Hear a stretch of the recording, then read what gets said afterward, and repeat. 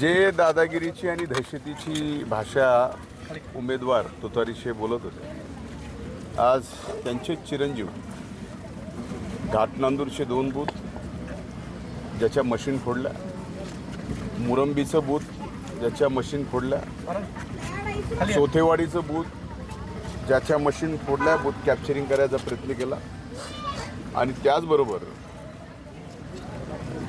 तळेगाव घाटमध्ये सुद्धा booth capturing करून machine फोडण्याचा प्रयत्न केला। शेलू आंब्याला सुद्धा त्या ठिकाणी मशीन फोडून बूथ ताब्यात घ्यायचा प्रयत्न केला। घाटनांदूरमध्येही माझ्या वडीलधारी बन्सियांना सिरसाट जे जिल्ह्याचे मजूर फेडरेशनचे अध्यक्ष आहेत त्यांच्यावरती प्राणघातक हल्ला झाला आणि ते अक्षरशः म्हणजे वयाने एवढे सिनियर आहेत त्यांच्यावरती असा हल्ला होणं आणि हे करणारे उमेदवार आणि त्यांचे चिरंजीव हेच आहे।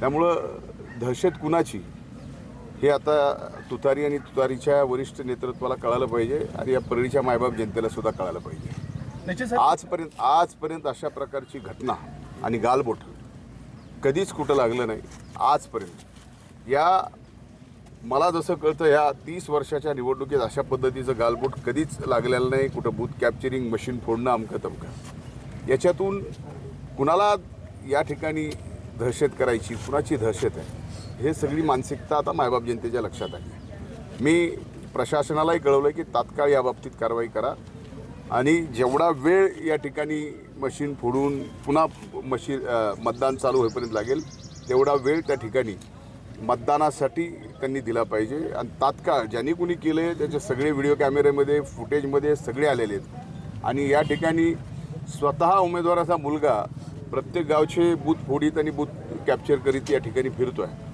आता यावरही आता मी पाहतो की प्रशासन आणि इलेक्शन कमिशन काय कारवाई करत आहे। मी माझ्या पद्धतीने तक्रार दिली आहे आणि मी मागणी करतोय की तात्काळ हे जे कोण करणार आहेत हे सगळे कॅमेऱ्यामध्ये आलेत, व्हिडिओ फुटेजमध्ये आलेत, अनेक लोकांनी तिथं पाहिलं आहे आणि कुठल्या मानसिकतेतून या ठिकाणी केलेलं आहे। त्याच्यामुळं मी स्वतः या ठिकाणी तक्रार करतो आहे। मी आता प्रत्येक बूथवर फिरतो आहे पण मी फोनवरती याबाबतीत उमेदवार म्हणून या ठिकाणचा तक्रार केलेली आहे।